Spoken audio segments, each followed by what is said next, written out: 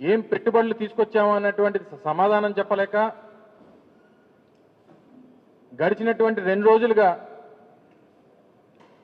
జగన్మోహన్ రెడ్డి గారి మీద వైఎస్ఆర్ కాంగ్రెస్ పార్టీ ప్రభుత్వం మీద గడిచినటువంటి గత ప్రభుత్వం మీద పడి ఆడవడం అనేటువంటిది గత 2 రోజులుగా చూస్తూ ఉన్నాం.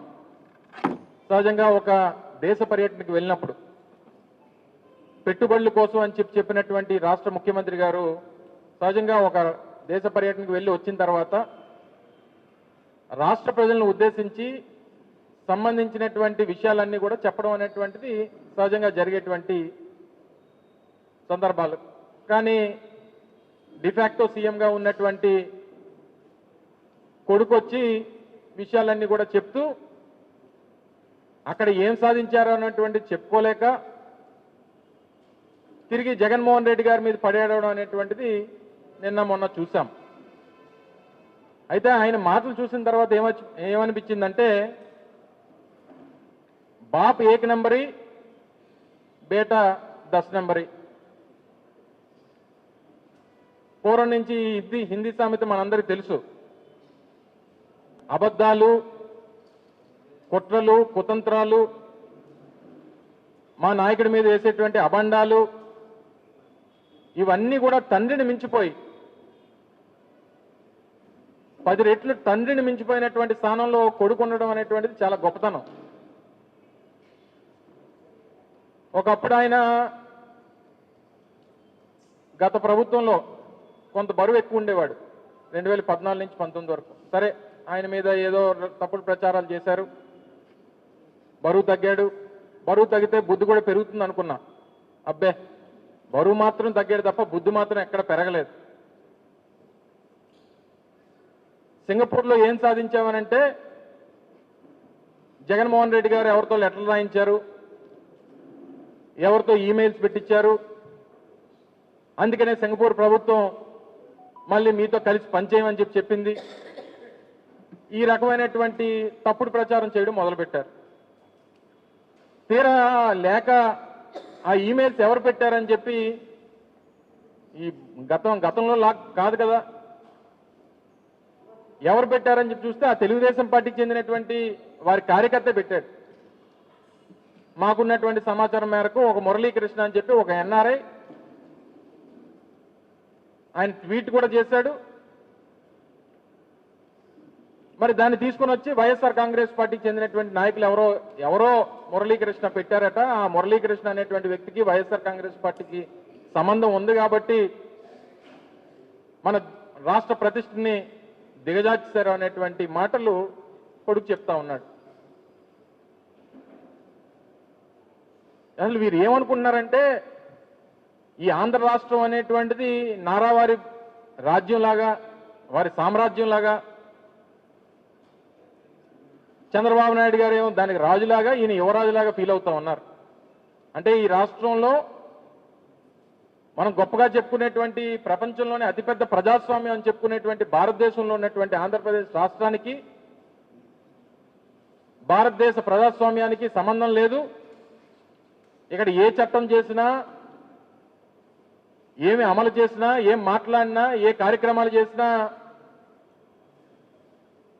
అది మా నారావారి రాజ్యాంగం, రెడ్ బుక్ రాజ్యాంగం అనేటువంటి విధంగా వీరు మాట్లాడుతున్నటువంటి తీరు మనం చూస్తూ ఉన్నాం. ఆయనే నిన్న మాట్లాడుతూ చెప్పారు. ఏం చెప్పాడు? 95 నుంచి మా నాన్నగారికి సింగపూర్తో సంబంధాలు ఉన్నాయని. మేము కూడా అదే చెప్పాము, మేమేం తప్పు చెప్పలేదే. గతంలో 3 రోజుల క్రితం నేను మాట్లాడినప్పుడు కూడా అదే చెప్పా. మీ నాన్నగారికి సింగపూర్తో సంబంధాలు ఉన్నాయనే చెప్తున్నాం. దాన్ని మీరు రాటిఫై చేశారు. సరే, ఎన్నిసార్లు వెళ్ళారంటే 58 సార్లు వెళ్ళారు 95 నుంచి 2025 వరకు. అంటే 30 సంవత్సరాల్లో 58 సార్లు వెళ్ళారు. అందరూ ఏమనుకున్నారు? పెట్టుబడులు పెట్టడానికి వెళ్ళారు, పెట్టుబడులు తీసుకురావడానికి వెళ్ళారని చెప్పి పెట్టుబడుల కోసం అంటే ప్రజలు ఏమనుకుంటారు? పెట్టుబడులు తీసుకురావడానికి వెళ్ళారు అనుకుంటారు. తప్పు. ఈయన సంపాదించినటువంటి అవినీతి సొమ్ముని పెట్టుబడులు పెట్టడానికి వెళ్ళాడు సింగపూర్ ఆయన. నేను ఈరోజు సవాల్ చేస్తా ఉన్నా ముఖ్యమంత్రి గారి కొడుక్కి సవాల్ చేస్తా ఉన్నా. 2014-19 మధ్యలో మీరు చేసుకున్నటువంటి సింగపూర్తో చేసుకున్నటువంటి కన్సార్టియం ఏదైతే ఉందో అందులో 1691 ఎకరాలు సీడ్ క్యాపిటల్ ఏదైతే మీరు ప్రతిపాదించారో అందులో ఈ రాష్ట్ర ప్రభుత్వం ఆ రోజు ఆంధ్రప్రదేశ్ రాష్ట్ర ప్రభుత్వం 12,000 కోట్ల రూపాయలు పెట్టుబడులు పెట్టడానికి పెట్టుబడులు పెట్టేదేమో రాష్ట్ర ప్రభుత్వం 58% వాటా ఏమో సింగపూర్కి సంబంధించినటువంటి సంస్థలకేమో 58% వాటా. వాళ్ళు ₹1 పెట్టుబడి పెట్టరు. టర్నోవర్లో మాత్రం 91.5% ఆ సింగపూర్ వాళ్ళకి, 8.5% మాత్రమే రాష్ట్ర ప్రభుత్వానికి. ఎక్కడన్నా ఉందండి? ఇది పెద్ద స్కామ్ కాదా? దీని మీద చర్చకి తండ్రి కొడుకులు సిద్ధమని అడుగుతా ఉన్నాం వైఎస్ఆర్ కాంగ్రెస్ పార్టీ తరఫున. మొత్తంగా నీ బిజినెస్ పార్ట్నర్ ఈశ్వరంతో ఎవరైతే సింగపూర్లో మొన్నటి వరకు జైలు జీవితం గడిపినటువంటి ఈశ్వరన్ను నీకు బిజినెస్ పార్ట్నర్ కాదా? 2014-19 మధ్యలో ఎన్ని మార్లు ఆయన్ని ఈ ఆంధ్ర రాష్ట్రానికి తీసుకొని వచ్చావు? తరువాత 2021లో ఆయన్ని ఎందుకు అరెస్ట్ చేశారు?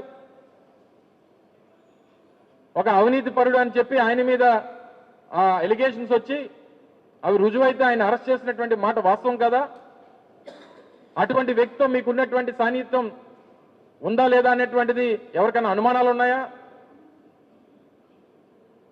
ఇన్ని కార్యక్రమాలు, ఇన్ని తప్పుడు కార్యక్రమాలు చేసి మళ్ళీ ఇంకా సింగపూరు దావోస్ అని చెప్పి నువ్వు మాట్లాడుతూ ఉంటే ఏం సాధించారు ఈ 15 మాసాల్లో చెప్పండి. నువ్వు సింగపూర్లో వెళ్ళి మాట్లాడినటువంటి 3 పోర్టుల నిర్మాణం వైఎస్ఆర్ కాంగ్రెస్ పార్టీలో జరిగింది. అది రామయ్యపట్నం కానీ, మూలపేట కానీ, మచిలీపట్నం కానీ దాదాపు 12,000 కోట్ల రూపాయలు పెట్టుబడితో ఆ రోజు వైఎస్ఆర్ కాంగ్రెస్ పార్టీ జగన్మోహన్ రెడ్డి గారి నేతృత్వంలో ఆ సంబంధించినటువంటి శాఖ మంత్రిగా ఆ రోజు వైఎస్ఆర్ కాంగ్రెస్ పార్టీ ప్రభుత్వం హయాంలో జరిగినటువంటి మాట వాస్తవం కాదని చెప్పగలవా?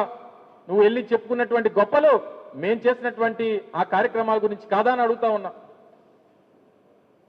నువ్వు చెప్పినటువంటి అదాని డాటా సెంటర్ గురించి వెళ్ళి గొప్పలు చెప్పుకున్నావు. ఆ డాటా సెంటర్ని విశాఖపట్నానికి, ఆంధ్ర రాష్ట్రానికి తీసుకొచ్చింది వైఎస్ఆర్ కాంగ్రెస్ పార్టీ కాదా అని అడుగుతా ఉన్నావు. నువ్వు చెప్పుకున్నటువంటి ఆర్సిలర్ మిట్టల్ 2022 ఆ రోజు దావోస్లో వైఎస్ఆర్ కాంగ్రెస్ పార్టీ నేతృత్వంలో, ఆ రోజు ప్రభుత్వ నేతృత్వంలో జగన్మోహన్ రెడ్డి గారు ముఖ్యమంత్రిగా ఆ రోజు ఆదిత్య మిట్టల్ గారితో జరిగినటువంటి మాటలు కానీ, ఒప్పందాలు కానీ వాటి గురించి కూడా చెప్పుకున్నటువంటి గొప్పలు వైఎస్ఆర్ కాంగ్రెస్ పార్టీ ప్రభుత్వ హాయంలో కాదా అని అడుగుతా ఉన్నా. చెప్పు, నువ్వు చేసినటువంటి ఒక కార్యక్రమం గురించి చెప్పుకోగలిగావా? 2014-19 మధ్యలో జరిగినటువంటి ఏ ఒక్క కార్యక్రమం అన్నా, లేదా 95 నుంచి 2014 వరకు అప్పుడు ఒక 2 మార్లు ముఖ్యమంత్రి గారు నీ తండ్రి గారు, లేదా 2014 నుంచి 19 వరకు మరొకసారి మూడోసారి ముఖ్యమంత్రిగా మీ తండ్రి గారు చేసినటువంటి ఏ ఒక్క కార్యక్రమం గురించి అని చెప్పుకోగలిగావా? గడిచినటువంటి 30 సంవత్సరాల్లో దగ్గర 15 సంవత్సరాలు ఈ రాష్ట్రానికి ముఖ్యమంత్రిగా మీ తండ్రి పనిచేశాడు. ఉమ్మడి రాష్ట్రంలో కూడా ఇదే 974 కిలోమీటర్ల సముద్ర తీరం ఈ రాష్ట్రానికి ఉంది. ఏ ఒక్క రోజన్నా ఈ రాష్ట్రంలో ఈ సముద్ర తీరాన్ని వినియోగించుకొని, వచ్చినటువంటి వనరులను వినియోగించుకొని పోర్టుల నిర్మాణం చేయాలనేటువంటి ఆలోచన ఎప్పుడన్నా మీకు కానీ మీ తండ్రికి కానీ వచ్చిందా? కేవలం 5 సంవత్సరాల అధికారం ఇచ్చినటువంటి రాష్ట్ర ప్రజలకి వైఎస్ఆర్ కాంగ్రెస్ పార్టీ హయాంలో జగన్మోహన్ రెడ్డి గారి నేతృత్వంలో ప్రధానమైనటువంటి 3 పోర్టుల నిర్మాణం, రామాయపట్నం అయితే దాదాపు 90%, మచిలీపట్నం 50%, మూలపేట దగ్గర 60-70% పూర్తి చేశాం మా హయాంలో. ఈరోజు నువ్వు బ్లూ ఎకానమీ అని చెప్పుకుంటున్నటువంటి, గొప్పలు చెప్పుకున్నటువంటి వాటికి పునాదులు వేసింది వైఎస్ఆర్ కాంగ్రెస్ పార్టీ ప్రభుత్వం. ఈరోజు ఆ బ్లూ ఎకానమీ ద్వారా ఆ పోర్టులు పరిసర ప్రాంతాల్లో కొన్ని వేల ఎకరాలు ఈరోజు పారిశ్రామికంగా అభివృద్ధి చెందేటువంటి దానికి అవకాశం ఉంది. ఈరోజు సర్వేగంతో నిర్మాణం అవుతున్నటువంటి భోగపురం ఇంటర్నేషనల్ ఎయిర్పోర్ట్ మే 3వ తారీఖున 2023 శంకుస్థాపన చేశాం. మా హయాంలోనే పెద్ద ఎత్తున పనులు జరిగి ఈరోజు ఆల్మోస్ట్ మరో 6-7 మాసాలు పూర్తయ్యేటువంటి దానికి సిద్ధంగా ఉంది. ఒక ల్యాండ్ ఎక్విజిషన్ లేదు, దాన్ని ఏ రకంగా సాల్వ్ చేయాలనేటువంటి తాపత్రయం లేదు. భూసేకరణప్పుడు మాత్రం మన భూములు ఎక్కడ బయట ఉండిపోవాలి, పక్కవాడి భూములు పోవాలి, తద్వారా ఏ రకంగా రియల్ ఎస్టేట్ చేసుకోవాలనేటువంటి తాపత్రయమే తప్ప ఒక ప్రాజెక్ట్ పూర్తి చేయాలనేటువంటి ఆలోచన ఏ రోజు ఉంది మీకు? ఈరోజు విశాఖపట్నంలో భూములు విశాఖపట్నం అమ్మకానికి పెట్టారు ఎట్ ద రేట్ ఆఫ్ 99 పైసలు. సరే, పేరున్నటువంటి ఐటీ కంపెనీలు TCS, ఇన్ఫోసిస్ ఆ సంస్థలకు ఇచ్చారు, వెల్ అండ్ గుడ్, అందరూ వెల్కమ్ చేస్తారు. మరి రియల్ ఎస్టేట్ సంస్థల సంగతి ఏంటి? ఈ సత్వా సంగతి ఏంటి? ఈ వర్షా సంగతి ఏంటి? ఈ కపిల్ సంగతి ఏంటి? ఈ లూలు మాల్ సంగతి ఏంటి? అంటే పెద్ద కంపెనీలు, పేరున్నటువంటి కంపెనీలకి 99 పైసలకి అని చెప్పి ముందు పెట్టి మీరు చేస్తున్నటువంటి తతంగం అంతా కూడా ఈ రియల్ ఎస్టేట్ సంస్థలకు అన్నింటినీ కూడా కట్టబెట్టాలి. నీ డ్రైవర్లకి, నీ తాబేదారులకి, నీ వెనకాల తిరిగేటువంటి నీ బంట్రోతులకి నువ్వు ఇచ్చేసి నువ్వు విశాఖపట్నంలో భూములన్నీ కూడా అమ్మకానికి పెట్టేస్తావా? మళ్ళీ తిరిగి దాని మీద కూడా మా మీద తప్పుడు ప్రచారం. చెప్పండి, లూలు మాల్ విషయంలో ఏ ఒక్కరన్నా దీన్ని సమర్థిస్తారా? విశాఖపట్నం నడిబొడ్డున ఉన్నటువంటి 13.5 ఎకరాలు 1350 కోట్లు, కనీసం అంటే కనీసం 100 కోట్ల రూపాయలు విలువ వేసుకున్న 1350 కోట్ల రూపాయలు విలువైనటువంటి భూమిని పర్ స్క్వేర్ ఫీట్ రూపాయిన్నరకి ఇచ్చేస్తావా? 99 సంవత్సరాలక? చెప్పండి, ఏ ఒక్కరన్నా మీరందరూ కూడా, ముఖ్యంగా media, print and electronic media సోదరులు, మీరు ప్రజాస్వామ్యంలో 4వ పిల్లర్గా ఉన్నటువంటి వారు, మాతో పాటు మీ అందరి బాధ్యత కూడా ఉంది. ఈరోజు అటువంటి సంస్థకి 4-5 దేశాల్లో వాళ్ళు కార్యకలాపాలు మూసేస్తున్నటువంటి పరిస్థితులు ఉన్నటువంటి సంస్థకి పోనీ ఏదన్నా టెక్నికల్లో, స్కిల్డో, లేకపోతే ప్రొఫెషనల్ కోర్సెస్ వాళ్ళకు ఉద్యోగాలు వస్తాయని అనుకుంటే, అబ్బే, ఉప్పు పప్పు అమ్ముకున్నటువంటి వారికి ఫ్లోర్ మేనేజర్లు, సూపర్వైజర్లు, తూకం వేసేవాళ్ళు ఊరు మధ్యలోనా? అంత విలువైనటువంటి భూమా? చెప్పనండి, బహిరంగ చర్చకి రమ్మనండి. విశాఖపట్నంలో ప్రజలే నిలదీస్తారు. ఒకవేళ అటువంటివి ఏమైనా ఎంకరేజ్ చేయాలి. హైదరాబాద్లో ఎక్కడైనా ఇచ్చారా మనం అడగండి. భారతదేశంలో ఏ రాష్ట్రంలోనన్నా ఈ రేటుకి ఆ లూలు సంస్థకి ఏ కంపెనీ ఏ రాష్ట్రం అన్నా ఇచ్చిందో చెప్పానంటే, ఆయన పుట్టి పెరిగినటువంటి కేరళ కూడా, ఆయన కేరళ వాసే కదా ఆయన. సరే, GCC నేషన్స్లో, గల్ఫ్ కంట్రీస్లో పెద్ద ఎత్తున పెట్టుబడులు ఉన్నాయి. ఏ రాష్ట్రం అన్నా ఇచ్చిందని చెప్పండి. పక్కన ఉన్నటువంటి తెలంగాణ ఇచ్చిందేమో అడగండి. తెలంగాణలో ఒక ప్రైవేట్ సంస్థ దగ్గర అద్దెకు తీసుకొని మాల్ నడుపుతా ఉన్నారు. ఈరోజు సత్వా గ్రూపు, కపిల్ గ్రూపు, ఇంకా వర్షా అంటే ఇంకా అడగక్కర్లేదు. అసలు వర్షా అనేటువంటిది ఆ కంపెనీయే లేదు, ఎవరికి తెలియదు. ఆ కంపెనీ పెట్టినోడు కూడా తెలియదు. ఫిబ్రవరి 15 కంపెనీ పెడతాడు, ఏప్రిల్ 15కేమో 60 ఎకరాల భూమి విశాఖపట్నంలో రూపాయికి ఇచ్చేస్తారు. అది కూడా పెద్ద ఎత్తున దేశవ్యాప్తంగా చర్చ జరిగింది కాబట్టి బహుశా ఎబియన్స్ లో పెట్టినట్టున్నారు మరి నాకు తెలిసి. అయితే ఎక్కడ కూడా పారదర్శకత అనేటువంటిది ఉండదు. ప్రభుత్వంగా ఈ రాష్ట్రంలో ఉన్నటువంటి భూముల్ని కాపాడాలనేటువంటి బాధ్యత ప్రభుత్వంలో ఉన్నటువంటి పెద్దల మీద ఉన్నటువంటి సందర్భంలో వాటిని కాపాడాలనేటువంటి ప్రయత్నం జరగదు. ఇక కంచె చేను మేస్తే ఏ రకంగా ఉంటుందో ఆ రకంగా ఈరోజు రాష్ట్రంలో ఉన్నటువంటి భూముల పరిస్థితి ఉంది. పైపెచ్చి ఎప్పుడు ఈ మధ్యకాలంలో అసలు చూడలేకపోతున్నాం. కమల్ హాసన్ గారు దశావతారం సినిమాలో 10 అవతారాలు వేశాడు. మీరు అందరూ చూసుంటారు, ఫేమస్ మూవీ 10 రోల్స్. నిన్న ముఖ్యమంత్రి గారు చంద్రబాబు నాయుడు గారు నిన్న గండికోట వెళ్ళారు. హెలికాప్టర్ దేడమే ఆటో ఎక్కాడు. ఆటోలో కూర్చున్న డ్రైవర్కి మైక్ ఉంటుంది, ఈయనకి మైక్ ఉంటుంది. కానీ అనుకోకుండా హెలికాప్టర్ దగ్గరికి ఆటో వస్తుంది. మనుషుల్ని అలౌ చేయరు హెలికాప్టర్ దిగినప్పుడు. కానీ హెలికాప్టర్ ల్యాండ్ అయ్యేసరికి పక్కన ఆటో ఉంటుంది. ఈయన బండి దిగి హెలికాప్టర్ దిగి ఆటో ఎక్కుతాడు. ఆటోలో ఇద్దరు మాట్లాడుకుంటూ వెళ్తారు. అదొక ఎపిసోడ్. మొన్న ఎక్కడో వెళ్తూ మన నాయ బ్రాహ్మణ్ సోదరులు ఈయన వెళ్తూ కాన్వే వెళ్తూ అనుకోకుండా ఆగుతాడు అక్కడ. పాపం కటింగ్ చేసే నాయ బ్రాహ్మణ్ సోదరుడికి మైక్ ఉంటుంది, అనుకోకుండా దిగినటువంటి మన ముఖ్యమంత్రి గారికి మైక్ ఉంటుంది. మరి ఎలా ఉంటుందో. మరి మొన్న ఇంకో కుటుంబం దగ్గరికి వెళ్ళాడు. ఆయన పాపం చెప్పులు కుట్టేవాడు అనుకుంటా. ఆ మీటింగ్ దగ్గరికి వెళ్ళినప్పుడు అక్కడ మైక్, ఆయనకి మైక్ ఉంటుంది, అనుకోకుండా కారు దిగిన మన ముఖ్యమంత్రి గారికి మైక్ ఉంటుంది. నాకు తెలిసి దక్షిణ భారతదేశంలో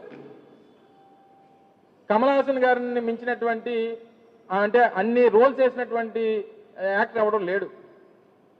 మరి ఆయన బీటౌట్ చేయాలనుకుంటున్నాడేమో ముఖ్యమంత్రి చంద్రబాబు నాయుడు గారు. ఆయన లోకనాయకుడు అని అంటారు ఆయన్ని. ఈయన లోక మాయకుడు. ఈయన అందరినీ మాయ చేయడం ఎలాగా అంటే ఇది అంతా ఏమనుకుంటారో అసలు ఏంటి, ప్రజలు ఏమన్నా అనుకుంటారా లేదా అనేటువంటిది అసలు కొంచెం కూడా, అంటే ఎవరు ఏమనుకుంటారు అనేటువంటి దానికి అసలు దానికి అవకాశం ఇవ్వరు వారు. అందుకే చెప్పా, ఇప్పుడు ఆయన్ని మించిపోయాడు కొడుకు. ఇందా మొదట్లో చెప్పినప్పుడు బాప్ 1 నెంబరు, బేటా 10 నెంబరు. ఆయన తండ్రిని వెనుపోటు, ఆయన మామను వెనుపోటు పొడిచి ఆయన ముఖ్యమంత్రి అయ్యాడు. ఇప్పుడు తండ్రి ఎప్పుడు లేచిపోతే ఆ కుర్చీలో ఎప్పుడు కూర్చుంది పోదామని కొడుకు వెయిటింగ్. ఈరోజు సన్నగా అన్నదాత సుఖీభవ అని చెప్పి ఒక యాడ్ చూశాను. సన్నగా చూసి పవన్ కళ్యాణ్ గారు కనబల్లా. పెద్ద ఫోటో చంద్రబాబు నాయుడు గారిది ఉంది. ఏదమ్మా పేపర్ ఉంటే పట్టరామా ఒకసారి. పెద్ద ఫోటో చంద్రబాబు నాయుడు గారు ఉంది, పైన మోడీ గారు ఉన్నారు. మరి మోడీ గారు ఇచ్చింది కదా. సన్నగా చూస్తే పవన్ కళ్యాణ్ గారు ఎక్కడున్నారని చెప్పి చూశాను.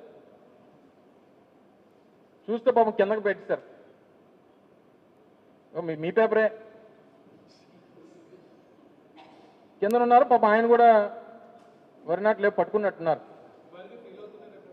ఏదమ్మా సరే, ఎవరెవరు ఫీల్ అవుతారో ఫీల్ అయిన తర్వాత తెలుస్తుంది అందరికి. కానీ ఏదేమైనప్పటికీ ఇప్పుడు ఫోకస్ అంతా తండ్రి కొడుకులు, పబ్లిసిటీ, ఏ రకంగా మనం మార్కెట్ చేసుకుందాం అనేటువంటి దాని మీదతో పాటు అలా విశాఖపట్నం స్టీల్ ప్లాంట్ మీద నిన్న మా పార్లమెంట్ సభ్యులు, రాజ్యసభ సభ్యులు సుబ్బారెడ్డి గారు ఒక లేఖ రాశారు, ఒక క్వశ్చన్ వేశారు పార్లమెంట్లో. స్టీల్ ప్లాంట్ సంగతి ఏంటి, డిజిన్వెస్ట్మెంట్ ఎంత దీనికి సపోర్ట్ చేశారు, ఇవన్నీ వేసినప్పుడు క్లియర్గా మెన్షన్ చేశారు. డిజిన్వెస్ట్మెంట్కి మా ప్రభుత్వం కట్టుబడి ఉంది. 2021 సంవత్సరంలో అప్పుడు కేంద్ర ప్రభుత్వంగా మేము తీసుకున్నటువంటి నిర్ణయానికి కట్టుబడి ఉన్నామని చెప్పి, అంటే ప్రైవేటైజేషన్కి మేము కట్టుబడి ఉన్నామని చెప్పి కేంద్ర ప్రభుత్వం సమాధానం చెప్పింది. నిన్నటికి నిన్న 5200 మందిని స్టీల్ ప్లాంట్లో కాంట్రాక్ట్ అవుట్సోర్సింగ్ బేసిస్లో పనిచేస్తున్నటువంటి వారిని 5200 మందిని తీసేశారు. ఏం సమాధానం చెప్తుంది ప్రభుత్వం? ఓ పక్కేమో 20 లక్షల మందికి ఉద్యోగాలని, 15 మాసాలైంది, ఒక్కడికి ఉద్యోగం లేదు, ఏ ఒక్కరికి అవకాశం లేదు. నిన్న మీరు ఫోకస్ చేయలేదు, కానీ నిన్న ఒక యువకుడు, కాంట్రాక్ట్ కార్మికుడు సూసైడ్ చేసుకున్నాడు స్టీల్ ప్లాంట్. నిన్న ఒక కాంట్రాక్ట్ కార్మికుడు ఉద్యోగం పోయింది, నా భవిష్యత్ ఏంటి, నా పరిస్థితి ఏంటి, నా కుటుంబం పరిస్థితి ఏంటి అని చెప్పి నేను ఆత్మహత్య చేసుకున్నాడు ఒక కాంట్రాక్ట్ కార్మికుడు.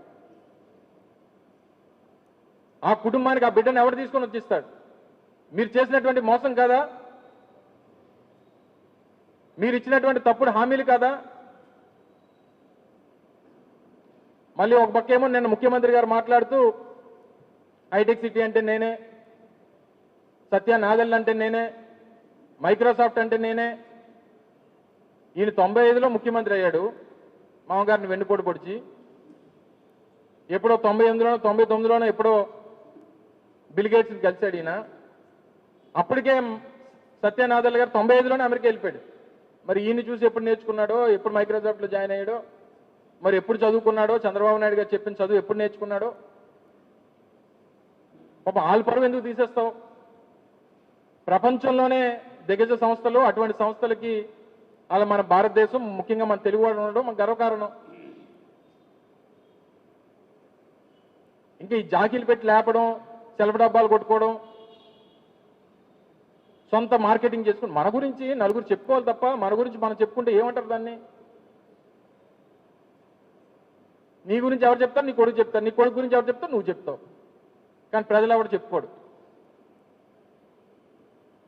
ఎవడన్నా ఏదైనా మాట్లాడితే ఈ 175 నియోజకవర్గాల్లో ఉన్నటువంటి వైఎస్ఆర్ కాంగ్రెస్ పార్టీ నాయకుల్ని ఎలాగా ఇబ్బంది పెట్టాలి, ఎలాగ అరెస్టులు చేయాలి, ఎవరిని మాట్లాడకుండా ఏ రకంగా చేయాలి, ఎలా కేసులు పెట్టాలి, ఎలా ప్రజలను తప్పుదోవ పట్టించాలి, మనం చేసినటువంటి మోసాన్ని ఎలా కప్పుపుచ్చుకోవాలి, ఈ తాపత్రయం తప్పితే పరిపాలన, ప్రజలు, పేదవాడు, వాడి కష్టం, ఇవన్నీ మనకు అనవసరం. ఆ P4 అంటాడు. ఆ P4 అంటే ఎవరికి తెలియదు. ఆ P4 విధానం ఏంటో తెలియదు.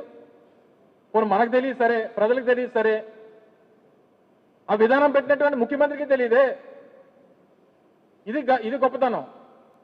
చంద్రబాబు నాయుడు గారిని కూర్చోబెట్టి అడగండి వాళ్ళ P4 అంటే ఏంటో. పాపం మా వెంకటరామయ్య గారికి ఆటోనగర్లో చిన్న సైట్ ఉంది. ఈ ఎంటర్ప్రినర్స్ అందరికీ కూడా రోజు మెసేజ్ పెట్టినారు, P4లో లాగిన్ అవ్వండి, P4లో లాగిన్ అవ్వండి అని. పాపం ఈయన 4 సార్లు నుంచి అడుగుతున్నాడు మా ఎమ్మెల్యే గారు, మాజీ ఎమ్మెల్యే గారు. అలా P4 అంటే ఏంటి, అందులో ఏమి మేము రికార్డ్ అవ్వాలంటే, లేదు రికార్డ్ అవ్వాలంటే మీరేం చేయక్కర్లేదని చెప్తున్నారు. అంటే యోగాంధ్ర సర్టిఫికేట్లా ఉంటాయి మాట ఇది. మీరు యోగా చేయక్కర్లేదు, యోగా పేరిస్తే చాలు మీకు సర్టిఫికేట్ వచ్చేస్తుంది.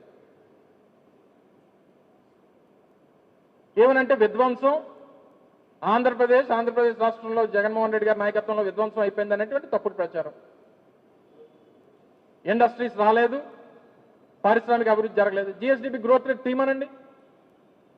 2018-19 పరిస్థితులు ఏంటి, చంద్రబాబు నాయుడు గారు ముఖ్యమంత్రిగా దిగిపోయేటువంటి సమయానికి 2019-24 అంటే జగన్మోహన్ రెడ్డి గారు దిగిపోయేటువంటి సమయానికి గ్రోత్ రేట్ ఏంటి అనేటువంటిది.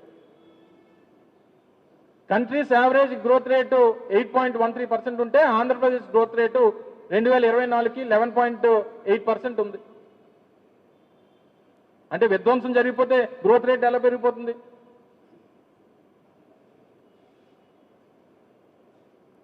అదే ఎక్స్పోర్ట్స్, ఆంధ్రప్రదేశ్ రాష్ట్రం నుంచి 2019 సంవత్సరంకి $10 బిలియన్ ఎక్స్పోర్ట్ ఉంటే 2024 వచ్చేసరికి జగన్మోహన్ రెడ్డి గారి నేతృత్వంలో $20 బిలియన్ ఎక్స్పోర్ట్ స్థాయికి రీచ్ అయింది. అంటే కోవిడ్ పరిస్థితులు కూడా అధిగమించి 2 సంవత్సరాల పాటు పూర్తిగా మార్కెట్ డౌన్ఫాల్లో ఉన్నప్పుడు అయినా సరే అన్ని అధిగమించి ఆ రోజు ఆ పరిస్థితి తీసుకొని వచ్చాం. పర్ క్యాపిటల్ ఇన్కమ్ కూడా 18వ స్థానంలో రాష్ట్రం ఉంటే దాన్ని 15వ స్థానంలో తీసుకొని వచ్చాం.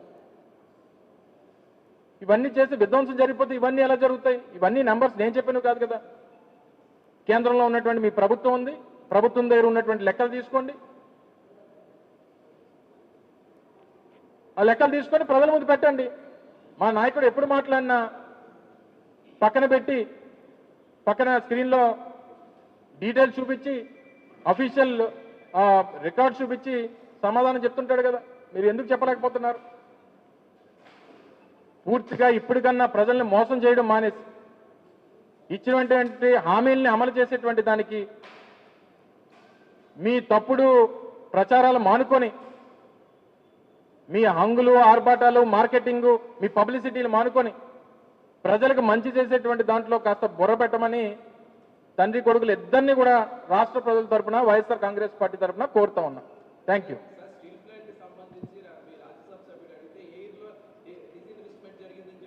ఏ ఇయర్లో జరిగిందని చెప్పలేదు. నువ్వు కొంచెం స్పెల్లింగ్ మిస్టేక్స్, ఫుల్ స్టాప్లు, కామాలు, నా మాట విను. నా మాట నేను చెప్పిన దానికి ఫుల్ స్టాప్లు, కామాలు కొంచెం పెడుతుండు. నువ్వు పేపర్లో కూడా, ఆంధ్రజ్యోతిలో కూడా అలాగే రాయాలి కూడా నేను చెప్పింది. నువ్వు అడిగిన క్వశ్చన్ నేను చెప్పిన సమాధానం కూడా రెండు రాయాలి. ఎందుకంటే అది అఫీషియల్ రికార్డు. బాబు అది ప్రింట్ తీసి ఒకసారి మన ఆర్కేకి ఇవ్వమ్మా. అందులో అడిగింది ఏంటంటే మీరు డిజిన్వెస్ట్మెంట్ మీ ప్రపోజల్ ఉందా లేదా అనేటువంటిది అడిగారు. అడిగిన దానికి 2021 సంవత్సరంలో ఆ రోజు కేంద్ర ప్రభుత్వంలో ఏ నిర్ణయం అయితే తీసుకున్నామో ఆ నిర్ణయానికి కట్టుబడి ఉన్నాం అనేటువంటి సమాధానం చెప్పారు. 2021లో డిజిన్వెస్ట్మెంట్ చేసి లేదు, నిర్ణయం తీసుకున్నారు. అప్పటి నుంచి 2024 వరకు దాన్ని ఆపుకుంటూ వచ్చాం. ఆ పోరాటాలకి జరిగినటువంటి పోరాటంలో ఏ రోజున ఒక్క పోలీస్ అన్న అఖిలపక్షం పోరాటం చేసినప్పుడు ఏ ఒక్క పోలీస్ అన్న వాళ్ళని అడ్డుకున్నారో అడగండి. ఈరోజు కనీసం టెంట్ కూడా లేకుండా చేసింది ఈ కూటమి ప్రభుత్వం. ఆ నిర్ణయం మేరకెళ్ళినా దాన్ని అడ్డుకునేటువంటి ప్రయత్నం మా ప్రభుత్వం చేసింది. ఆ ప్యాకేజ్ దేనికి ఇచ్చారు, ఎవరికి ఇచ్చారు, దానివల్ల ఎవరికి లాభం వచ్చింది ఒకసారి వెళ్ళి నువ్వు ఏబిఎన్ మైక్ తీసుకుని వెళ్ళి వాళ్ళు ముందు పెడితే దాని సంగతి చెప్తారు. మొన్న మీ వారం పలుకులు ఉంటాయి కదా, వారం ఆర్కే పలుకులు ఉన్నాయి కదా, అందులో ఏం చెప్పాడు? చంద్రబాబు నాయుడు గారికి 70 సంవత్సరాలు, ఇప్పుడు మళ్ళీ ఎన్నికలకు వచ్చేసరికి 80 సంవత్సరాలు వస్తాయి, అప్పటికి ఆయన ఏమవుతారో తెలీదు, సో ఆ సీటు కోసం లోకేష్ గారు తాపత్రయపడుతున్నారు అనేటువంటిది, ఇవన్నీ కూడా ఈ కుర్చీ కోసం జరుగుతున్నటువంటి వేట అంతా కూడా మీ మీ మీ యజమాని గారిని అడిగి చెప్తారు. ఆ విషయాలు కూడా ఒకసారి వాటితో పాటు ఇవి కూడా చూపించమనండి. చెప్పండి. అది రొటీన్ కాదు, సింగపూర్ అని కాదు. మన దగ్గర పూర్వం ఒక సామెత ఉండేది, సింగుడు అద్దంకి వెళ్ళాడని ఒక సామెత. మీకు గుర్తుందో లేదో, పెద్ద నారాయణ గారికి అలాంటి వాళ్ళు తెలుస్తుంది. అలాగా చంద్రుడు సింగపూర్ వెళ్ళాడనేది కొత్త సామెత, అది కామన్. అది ఇది ఏంటంటే సింగపూర్ కాదు, ఏ దేశమైనా తీసుకో, ఇన్వెస్ట్మెంట్ జీరో, పబ్లిసిటీ 100%. వాళ్ళు వెళ్ళేది కూడా నాకు అర్థం కాదు ఏంటంటే, సహజంగా నేను మినిస్టర్గా ఉన్నప్పుడు ఐటీ ఇండస్ట్రీస్, I&I ఇవన్నీ నా పోర్ట్ఫోలియోలో ఉండేవి.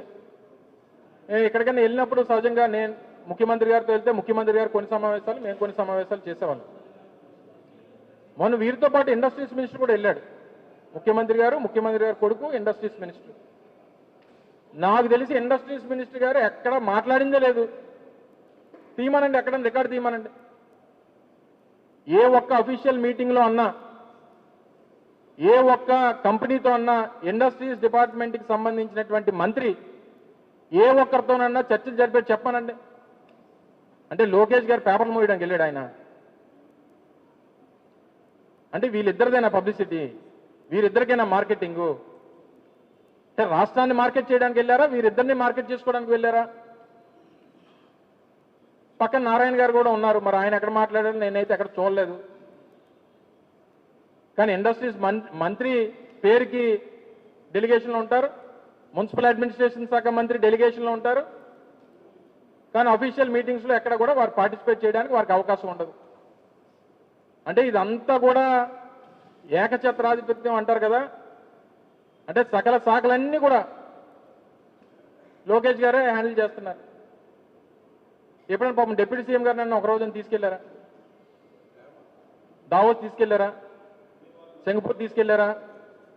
ఎప్పుడైనా తీసుకెళ్లారు చెప్పండి. సరే, మరి అన్నీ వాళ్ళకే వదిలేస్తున్నాం. మాకేం పొలాలు పెట్టాల్సిన అవసరం లేదు.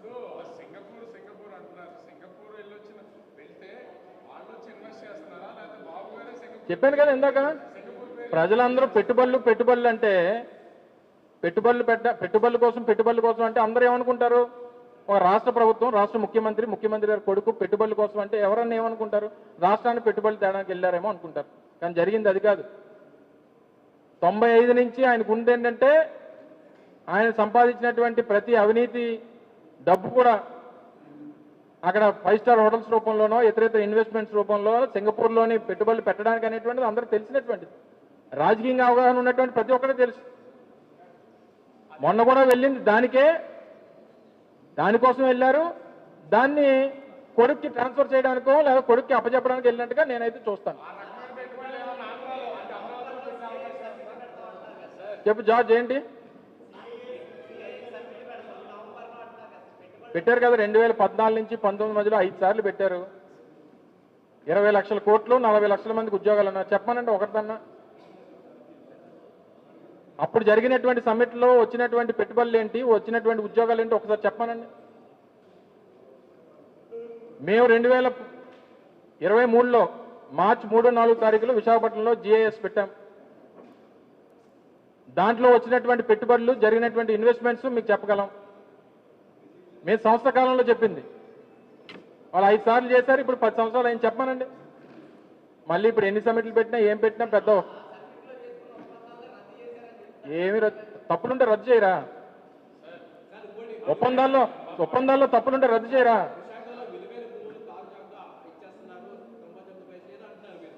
ఏదో అంటలేదు, అందరూ అంటున్నారు. ఏదేంటి ఏంటి ఎవరికి ఇవ్వాలి? ఎవరికి ఇచ్చి మేము భూములు ఇచ్చినప్పుడు ఎవరికి ఇచ్చినా అప్పుడు ఉన్నటువంటి రేట్ ప్రకారం అప్పుడు ముఖ్యమంత్రిగా జగన్మోహన్ రెడ్డి గారి తాలూకా పాలసీ ఏంటంటే రాష్ట్రంలో ఉన్నటువంటి అన్ని ప్రాంతాల్లో కల్లా విశాఖపట్నం అత్యంత విలువైనటువంటిది, విశాఖపట్నంలో ఉన్నటువంటి భూములు అత్యంత విలువైనటువంటివి. ఏది ఇచ్చినా దాని మీద అది మెటీరియలైజ్ అయ్యి నలుగురికి ఉపాధి కల్పించేటువంటి పరిస్థితుల్లో ఇవ్వాలి తప్ప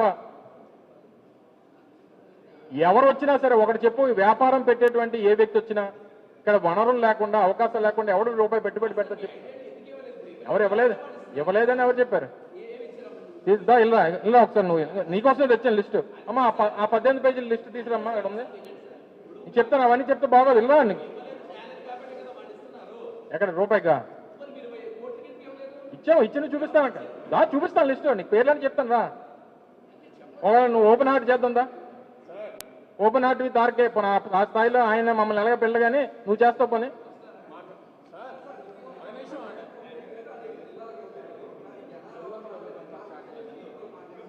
గోతులు తవ్వేమనండి, ఉన్న రోడ్లన్నింటినీ కూడా జేసీబీలు పెట్టి గోతులు గొంతులు తవ్వేస్తే జనం వచ్చేస్తారు.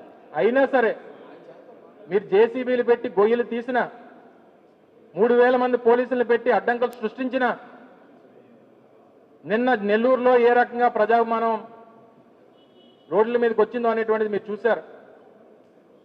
సిగ్గు లేకుండా ఒక రాష్ట్ర ముఖ్యమంత్రి, రాష్ట్ర హోంమంత్రి పాత వీడియోలు చూపించి అలా పరువు ఎలా తీసుకుంటున్నారు నాకు అర్థం కావట్లేదండి. ఏడ చేశారు?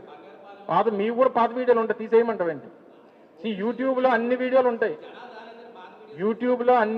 ఉంటాయి, పాత రికార్డ్ అయినవి ఉంటాయి, కొత్త రికార్డ్ అయినవి ఉంటాయి, లైవ్ అవుతుంది ఉంటాయి, అన్నీ ఉంటాయి. ఇప్పుడు నేను మాట్లాడింది నువ్వు పాత ప్రెస్ మీట్ తీసుకొని చూపిస్తానంటే చూపించవచ్చు కదా. గ్రీన్ మ్యాట్లు చేస్తారని ఆ గ్రాఫిక్స్ అవి మాకు అలవాట్లేవు, మీకే అలవాటు. 96లో చంద్రబాబు సింగపూర్ వెళ్ళాడు, ఇన్వెస్ట్ చేశాడు. అంటే ఇప్పుడు సింగపూర్ వెళ్తుంది చంద్రబాబు, ఇప్పుడు కూడా అమరావతిలో ఏమన్నా వాళ్ళ చేత వీళ్ళ పేరు మీద ఇన్వెస్ట్మెంట్ పెట్టించిన అవకాశం ఉందని అదే కదా నేను దాని మీద ఛాలెంజ్ చేశాను. అమరావతిలో గత 2014-19 మధ్యలో ఆ కన్సార్టియమే పెట్టుబడి ఏమో రాష్ట్ర ప్రభుత్వం పెడుతుంది, వాటాకేమో సింగపూర్ ప్రభుత్వానికి వాటా, సింగపూర్కి ఇన్వెస్టర్స్కి వాటా ఇస్తుంది. వాళ్ళు రూపాయి పెట్టరు, జస్ట్ ప్లాన్ ఇస్తారట, ఐడియాస్ చెప్తారట, 250 కంపెనీలు తీసుకొని వచ్చి పెడతారట. కానీ వారి టర్న్ ఓవర్లో 91.5% వాటా, 8.5% పెట్టుబడి పెట్టినటువంటి రాష్ట్ర ప్రభుత్వానికి ఏమో 8.5% వాటా. మిగిలిన 90% ఎవరిదమ్మా? 8.5% రాష్ట్ర ప్రభుత్వాన్ని చూపించినా ఈ 90% సింగపూర్ అనుకుంటే అమాయకత్వం. ఈ ఈశ్వరన్ చంద్రబాబు నాయుడు గారి కవలలు ఎవరైతే ఉన్నారో అవినీతి కవలలు వీరిద్దరికి సంబంధించింది. సో ఇవన్నీ కూడా చర్చకి రమ్మనండి ప్రభుత్వాన్ని, ప్రభుత్వంలో ఉన్నటువంటి పెద్దల్ని. చాలు థ్యాంక్ యూ. లూలు మాల్కి సంబంధించి ఇప్పటి వరకు 1500 కోట్లు 2000 కోట్లు అని చెప్తున్నారు. అంటే భూమి మాదని ఎవరో కోర్టులో కేసు వేశారు, మీరేమో గత ప్రభుత్వంలో దాన్ని క్యాన్సిల్ చేశారు. పార్టీ వైపు నుంచి ఒకటి మీరు వ్యక్తిగతంగా నేను ఇంకోటి కూడా చెప్తా, కన్స్ట్రక్షన్ జరగకుండా కేసులు వేసే అవకాశం. నేను ఇంకోటి చెప్తున్నా క్లియర్గా, ఒక తప్పుడు ప్రచారాన్ని, తప్పుడు ప్రొపగాండాని మేము అధికారంలోకి వచ్చినటువంటి నాటి నుంచి ఆ ఒప్పందం క్యాన్సిల్ అయిన దగ్గర నుంచి మా మీద తప్పుడు ప్రచారం, వాళ్ళని తరిమి కొట్టామనేటువంటి ఒక తప్పుడు ప్రచారం చేస్తున్నారు. మేము ఏ రోజు వారిని వెళ్ళిపోమని చెప్పలా. ఆల్టర్నేట్ ల్యాండ్ ఇస్తాం, ఆల్టర్నేట్ ల్యాండ్ చూపిస్తాం అనేటువంటి మాట చెప్పింది మా ప్రభుత్వం. రామకృష్ణ బ్రీచ్ అనేటువంటిది విశాఖపట్నం నడిబొడ్డున ఉంటుంది, అత్యంత విలువైనటువంటి భూమి, 1500 కోట్ల రూపాయలు విలువైనటువంటి భూమి. ఇక్కడ ఒక హైపర్ మార్కెట్ మీరు పెడితేనో, కన్వెన్షన్ పెడితేనో అన్ని రకాలుగా ప్రజలకు ఇబ్బంది అవుతుంది అనేటువంటి విషయాన్ని చెప్తూ వేరే ఆల్టర్నేట్ ల్యాండ్ చూపిస్తాం, అక్కడ మీరు పెట్టడానికి మీకు ఆసక్తి ఉంటే రండి అని అంటే మాకు వద్దు, మాకు అదే భూమి కావాలి, మాకు చంద్రబాబు నాయుడు అదే చెప్పాడు అన్నాడు. మేము ఎక్కడ చెప్తాం? మా పాలసీలు మాకు ఉంటాయి కదా, ప్రజల తాలూకా ఆలోచనలు మేము దానికి అనుగుణంగా పనిచేయాలి కదా. దీంతో పాటు సరే నేను ఎవరి పేర్లు బయటికి తీయను కానీ ఈ 13.5 ఎకరాల్లో 3 ఎకరాలు ఒక ప్రైవేట్ వ్యక్తి దగ్గర నుంచి భూమి తీసుకున్నారు. తెలుసు కదా మీ అందరికీ. అంటే బోత్ సైడ్స్ రోడ్డు ఉండాలన్నటువంటి లూలు తాలూకా ఆలోచన ఏదైతే ఉందో, వారి అవసరాలు ఏవైతే ఉన్నాయో వాటి అవసరాలకు అనుగుణంగా రెండు వైపుల భూమి ఉండాలంటే ఒక ప్రైవేట్ వ్యక్తి దగ్గర నుంచి 3 ఎకరాలు భూమి తీసుకున్నారు. దానికి ఆల్టర్నేట్ ల్యాండ్ విశాఖపట్నం నడిబొడ్డున ఉన్నటువంటి కొన్ని భూముల్ని వారికి ఇచ్చారు. మీకు తెలుసా లేదా?